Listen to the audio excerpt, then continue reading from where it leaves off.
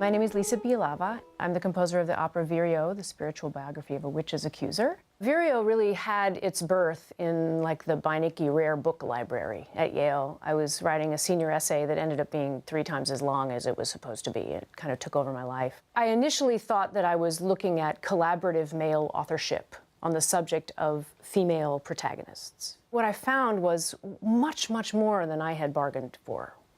It's just unbelievable how many collaborative writings, I'm talking about case histories, also indirectly trial documents, you know, evidence of communities of men throughout Western history who convened in order to create all kinds of discourse around the same subject matter, which was teenage girls who were having some kind of transcendent experience. What actual fields these men were from changed.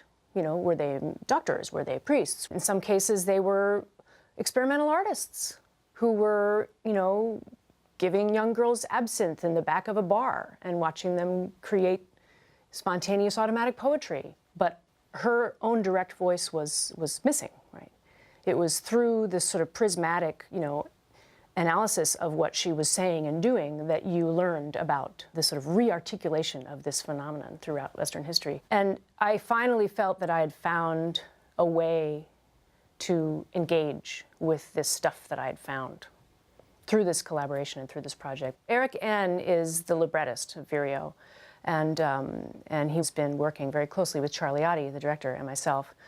So the 3 of us are sort of, you know, have been very closely collaborating on this for the last year or so. Among other things, it became clear that we were writing this just monstrous piece that required like an enormous amount of characters and was going to go span all these centuries. And by making it into an episodic adventure, as opposed to a 3-act opera in an opera house, we'll take Vireo, her story, and the characters around her into sort of different contexts. And that's what the libretto really kind of asks for. The first 2 episodes are, in the first scene, it's really about meeting Vireo and understanding sort of a little bit about who she is, what happens to her. We see her encounter the voice for the first time. We see how that energizes her and frightens her and what that experience, that first experience is like for her. The second episode is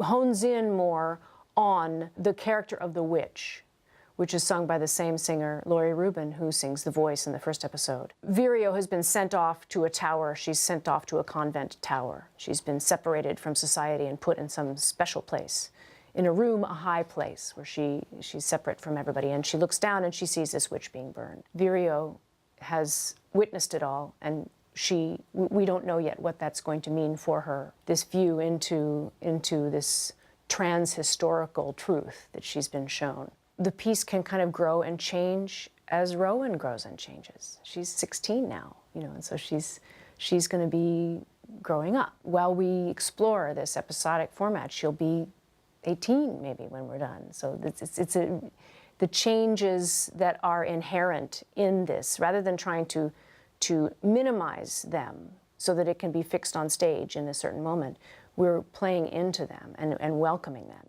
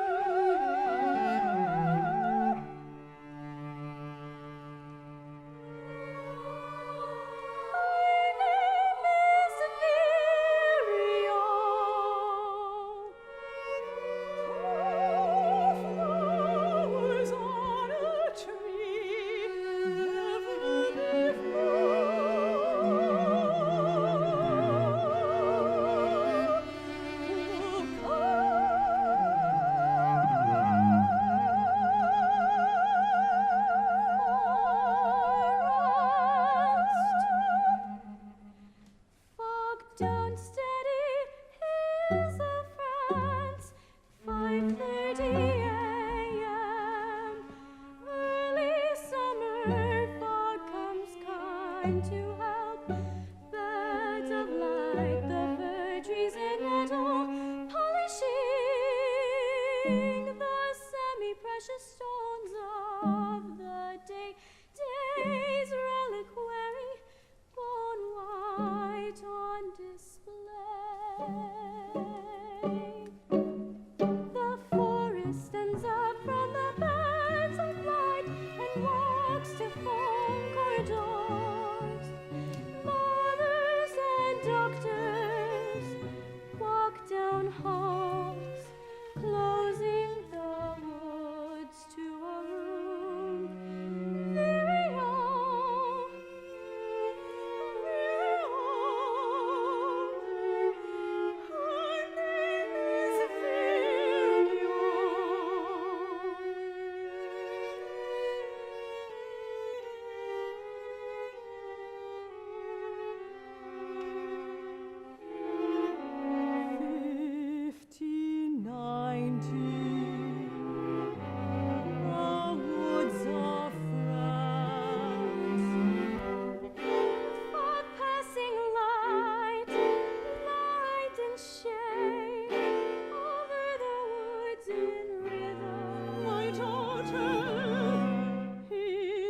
Genius.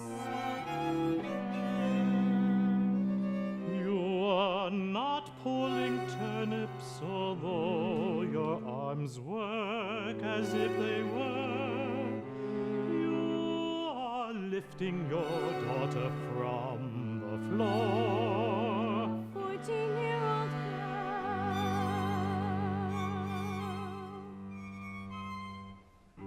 in 16th century France. Now see, Vireo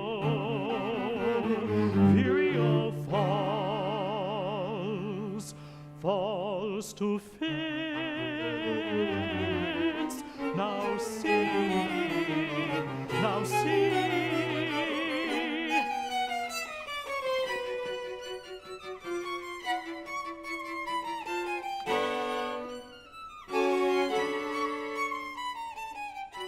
She's having a vision. Where did this come from?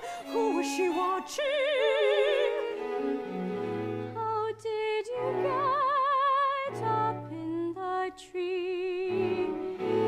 Did the gypsy moth take you there? Oh, shut up, Miriam. I didn't ask. Can we start over? Can we start over?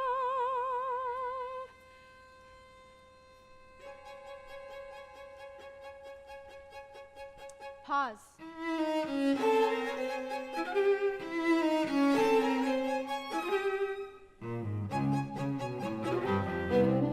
In the hardwood forest a bird mocked and cricket sends the lady, sends the plague.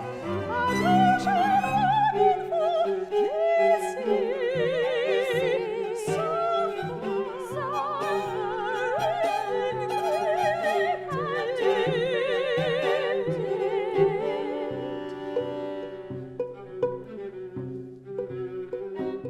grief and sensation and in between, sending and receiving with every part, fleet energy in the oak's machine. Cricket, bird, plague and moth, cheer, sing, die and wave, instead of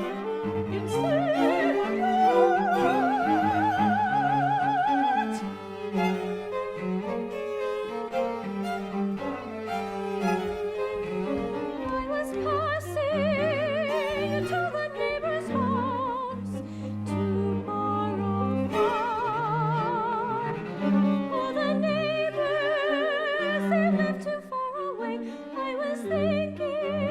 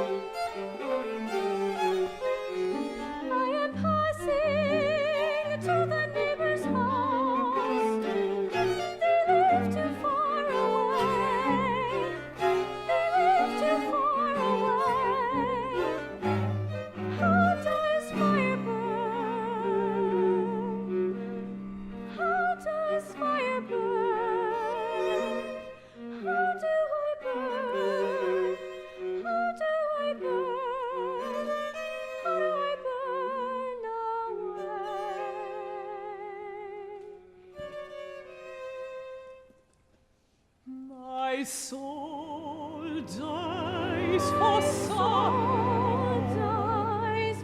Look at the world and hate it. Soon the crowd will gather.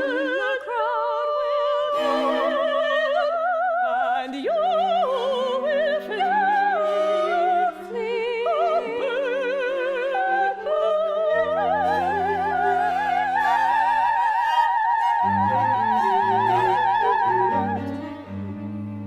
Did you come to get fuel? The flame burns to no fuel. The flame burns to no fuel. There is a fire in this cold air. What I burn is beautiful, separate but enwrapped. The burning is beautiful, separate and in between.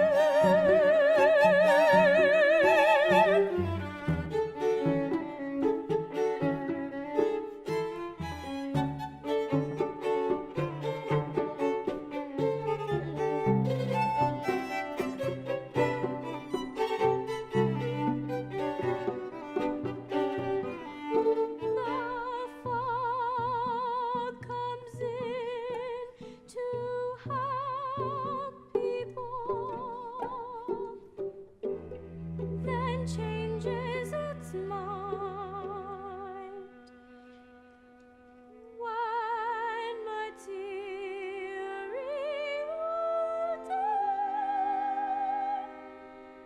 speaks its white word unkind.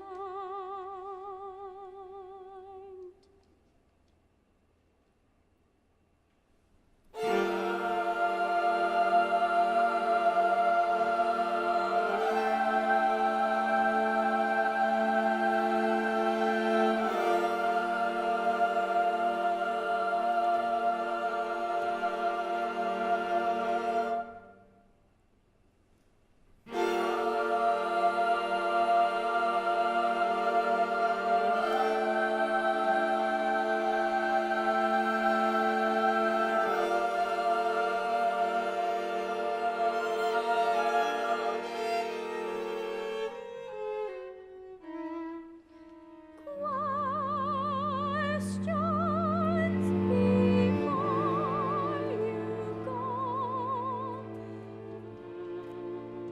Who are you and what do you know? The fit isn't the voice, it's the voice leaving.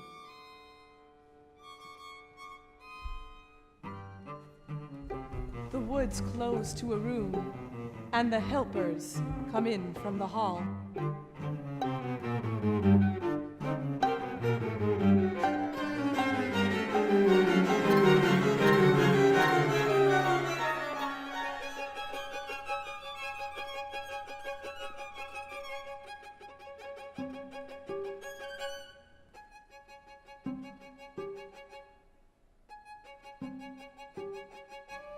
Daughters, don't die. I don't live in such a time. Daughters, don't die. I don't live in this time. I don't live in this time.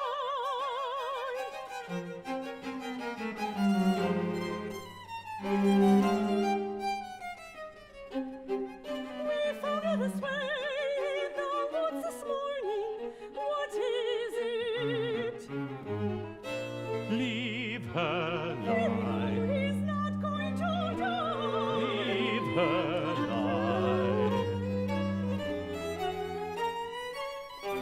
In the name of God, tell us who has afflicted you.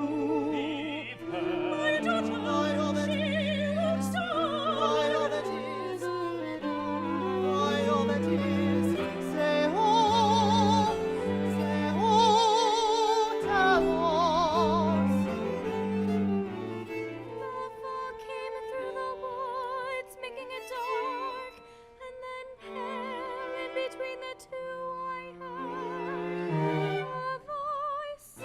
whose voice The line between the fog and the not fog was a hall. seduced. I would go to the hall to see sad things in a wonderful way.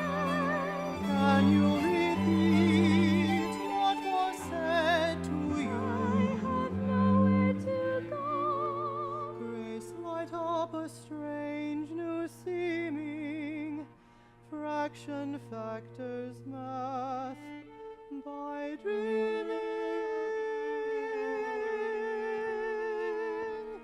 I set your daughter down as a case of possession. What will you? She'll be cloistered at the convent in Pace, in Rome a high place. What will you? She's a weather vane that moves to face witches, and will point them out to us.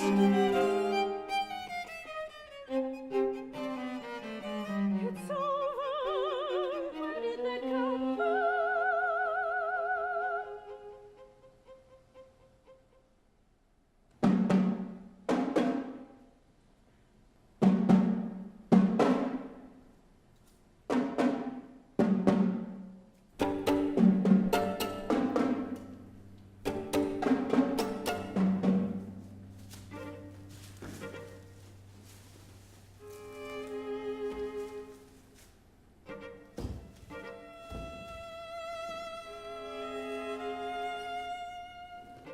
From my window I see a witch being set up for burning. 2 candles lit in my room. Children throw trash at the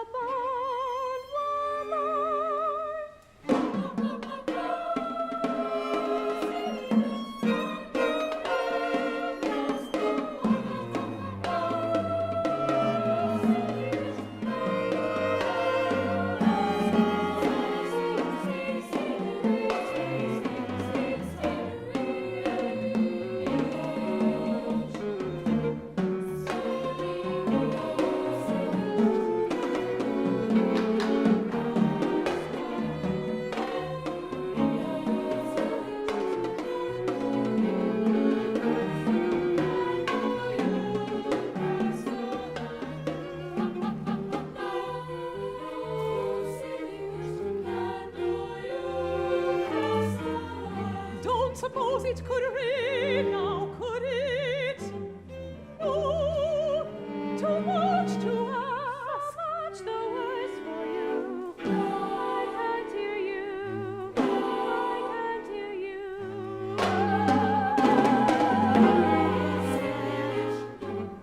Through the window I see your face. In an aureole,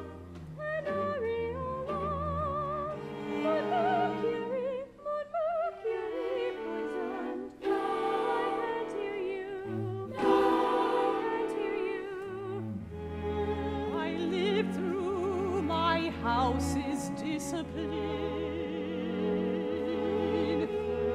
I concentrated when caves were wanton and corn wouldn't top out. My discipline was concise, and no drifts were at once. But Mercury makes you mad as a hatter. You are not still. I am, or was. My hair matted on was lovely, real lovely. And your lips are lovely, and yours lovely.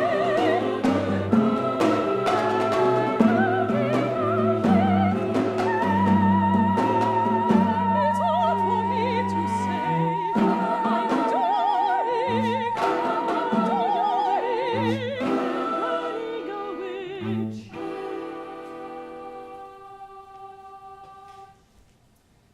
For a while, with my 2 candles, there was a perfect balance between the bondwoman in the hateful world and the picture of my thigh.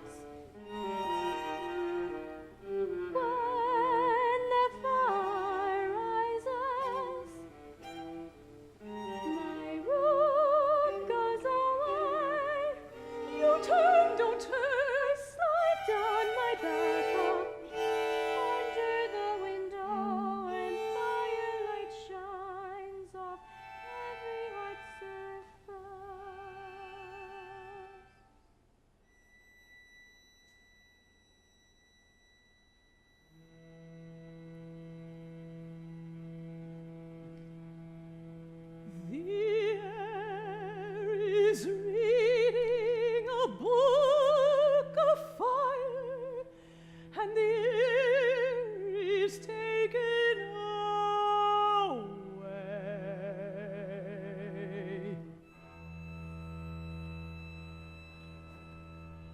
The consumer consumed by the fire assumed, the breath follows fire to silence.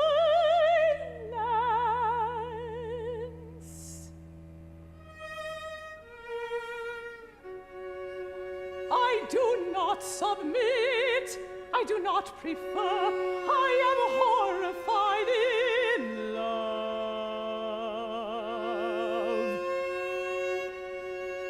I gather without gaining, and am no less for dying.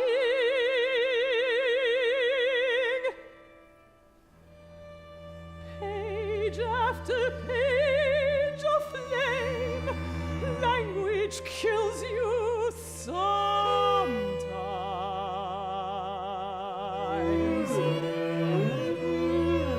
On every page my name, book of fire, flammable lines, apnea of reading.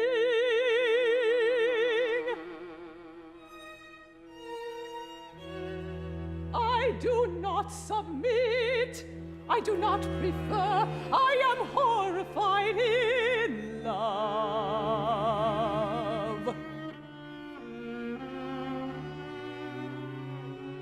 I gather without gaining, and am no less for dying. But you say best and I won't sing along.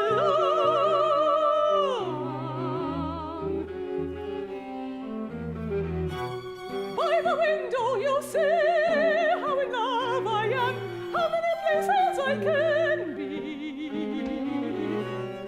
Redeemed by the plural, your youth, and forgive me. And now how little to your death is the brow for us. Save the sighs of my horrible love in your heart when the fire sinks to gentian blue. I sing, and my own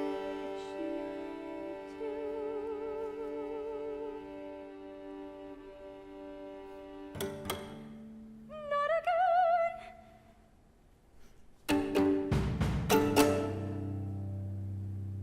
In the end, my bones drop to one another and knock with the sound of wooden balls.